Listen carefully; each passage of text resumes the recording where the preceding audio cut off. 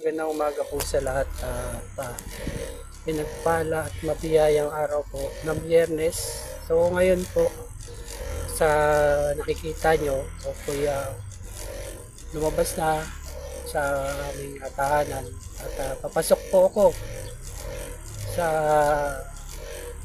aking trabaho. Sa mga hindi po nakakalam, ako po isang driver ng Silverbox CCTV Computer Technology. At kung saan saan po kami nakakarating ng NCR and province of Luzon, kung saan po may kontrata ang boss namin at Chinese po ang boss namin. So mahirap pang makipag-usap sa mga Chinese sa una, pero totoo lang sa tagal ko na po medyo nagiging hindi na ano sa atin, hindi na mahirap dahil na-adapt na po natin yung Tagalog Carabao nila. So kung tatanungin niyo po at bakit po ako ay nagbablog muli, ay may mga instances po kasi na nangyari sa akin at paulit-ulit na nangyayari na nakaka-encounter po tayo ng mga driver, riders, e-bikes sa kalsada na ikaw na po yung nagbibigay, ikaw na yung marahan, pero ikaw pa yung nagiging mali sa sistema.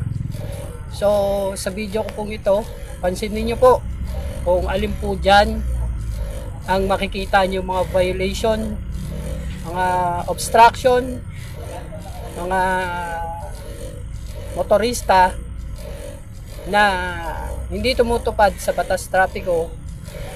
Yung iba na nagmumotor, may lisensya, pero hindi naka-helmet, e-bikes na dumadaan sa national roads, no? Counterflow, malinaw naman na may guhit na puti, pero pilit pa rin po nilang inaano yan, patay mali siya. At madalas pa may mga traffic enforcer na patay mali siya na rin sa mga violations.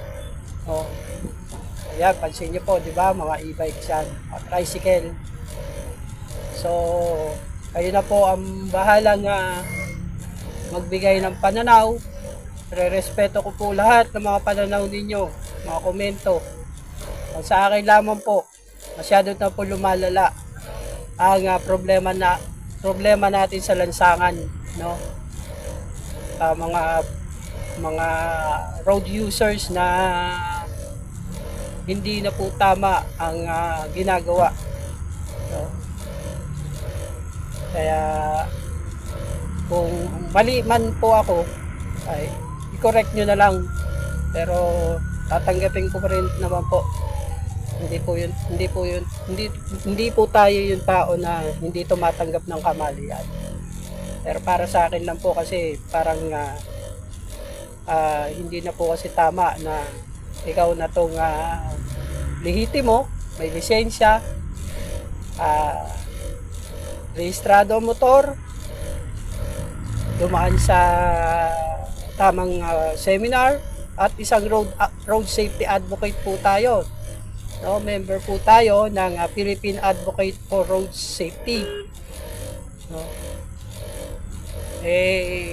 Parang ayan, tulad po yan, yung e-bike na yan. So binisyonahan ko po dahil humingi ako ng daan. Sa totoo lang, ilang beses na pong nangyari sa akin na bumubusina ako. Para saan po ba ang pagbubusina? Ina-aware mo siya na merong motor sa tagiliran mo. Pero ang masakit po kasi sa lahat, sila pa yung matapang. Gagantihan kanila ng busina, no?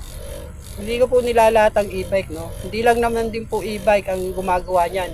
Kahit po yung 2 wheels, 4 wheels, even na bumubusina ka na, umihi ka ng daan, wala po silang pakialam. Para bang ang nangyayari ay nauubusan sila ng kalsada, no? So hindi po tayo perfecto, nagkakamali rin po tayo. Pero madalas po nangyayari, yung pagbibigay mo, nagiging mali pa para sa kanila.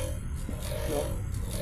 So, panoorin nyo na lang po, tignan nyo po kung alin dyan yung mga violations na mapapansin nyo sa araw-araw po na pagbibiyahe ko mula umaga hanggang gabi.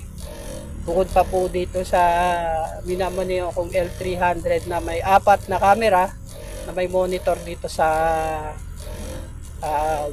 dashboard.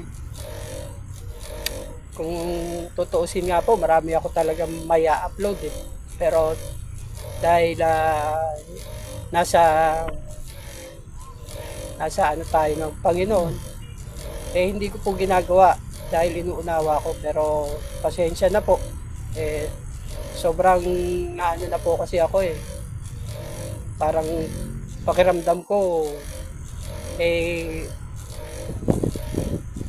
ako na yung laging mali kahit ako na yung nagbibigay.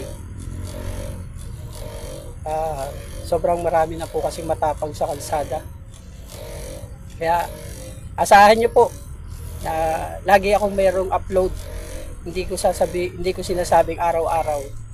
Pero sisikapin ko po na makuhanan ng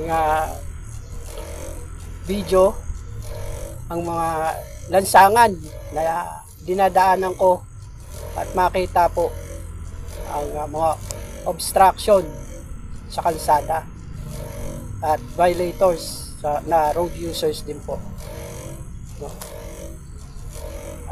Nawa ang pagpapalat biyaya ng Panginoon ay sumating lahat. Yun naman po.